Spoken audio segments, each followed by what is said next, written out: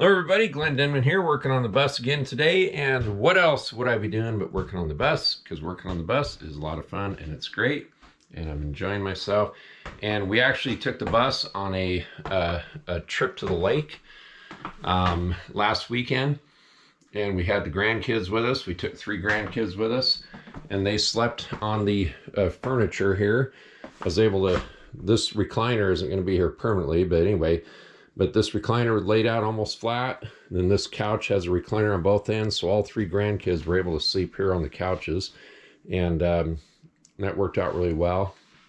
And so we picked up a new microwave, which sits on here. This was going to be installed up above, up here instead. But now that I've used it here, I think this is going to be just fine. I wanted to put it up here so that I could put my coffee stuff down below, but the coffee pot can just go somewhere else. This worked out really well. So now I'll finish the back of this cabinet here so that it'll look just like the kitchen wall here above the sink. So anyway, so the video that I'm doing today is I'm going to show a video on how I locked my Magic Chef refrigerator doors. So they won't pop open while we're driving down the road. So that'll be today's video, and I hope you guys enjoy it. We'll see how that goes. Okay, so the device here that I've managed to engineer for the door of the refrigerator is basically consists of these 3 pieces here. This piece here is a piece of aluminum that came out of the bus somewhere. I had a few of these. They were like about 3 feet long, and they had these holes here already. This about a 1/2 inch hole here, and not this other hole, of course. But anyway, but it was a strip of aluminum, and it had some kind of some butyl compound on one side and stuff. I don't even remember what it came off of. But whenever I'm working on the bus, whenever I'm taking stuff out of the bus for converting, I try to save all these little parts and things that might come in handy later. So the other piece that I have here is this piece of 3/8 inch PEX pipe, which is about 3 inches long, maybe 3.5 inches long. And then I've got this little pin that has a ring on it so you can pull it out and stuff. Anyway, and so the way these come together, I'll show here. The way these come together is the PEX slides into the hole here, something to this effect, and to about kind of a 2/3, 1/3 ratio here. And I don't know if I have it upside down or not, but anyway, I think it goes like that. Anyway, so it just stays in there nice and snug. So basically what this piece does is, well, on the refrigerator, I have this this piece here. So in the refrigerator, I have this piece here. This is a piece of angled stainless. It's about 3/4 inch angle. And again, this was a piece that was on the bus. I don't know where it came out of, but just stuff like that's handy to keep around. And so this fastens on here in the same place where the hinge would here if you were to reverse the door. So the screw holes were already there. They were already threaded. So I just made this piece here out of the stainless. I kind of shaped it a little bit here just so I didn't have a lot of metal showing here after the door shut. And you'll see that in a second. Anyway, and it's got a little hole here on the end.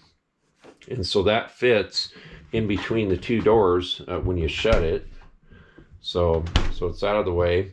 And so the way this piece here works, and you guys might find this to be good if you have one of these refrigerators.